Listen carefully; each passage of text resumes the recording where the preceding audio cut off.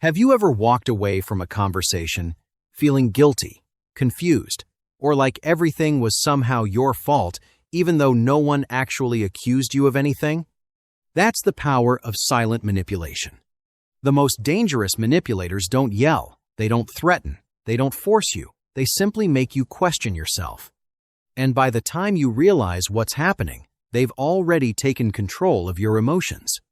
Silent manipulation works because your brain hates uncertainty.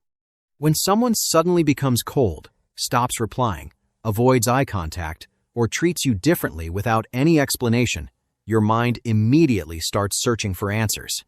You replay every conversation. You blame yourself. You wonder what you did wrong.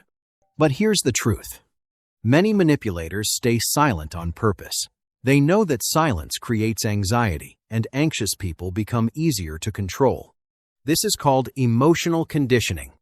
Instead of asking for what they want, they make you uncomfortable until you give it to them. They don't say, "Pay attention to me." They simply withdraw until you chase them. They don't admit they're upset. They expect you to read their mind. And every time you do, they learn that silence gives them power. Over time, you begin changing your behavior just to avoid that uncomfortable feeling. You apologize even when you did nothing wrong. You overthink every message. You become afraid of making the smallest mistake. That's exactly what manipulation looks like. Healthy relationships don't rely on confusion. They rely on communication. A mature person tells you what's wrong. A manipulative person wants you to guess. So the next time someone uses silence as a weapon, don't rush to fix a problem you didn't create. Stay calm. Observe their pattern instead of reacting to their behavior. Because the moment you stop chasing explanations, silent manipulation loses its power. Remember this. Silence can be peaceful, but when it's used to create fear, guilt, or control, it is no longer silence. It is manipulation.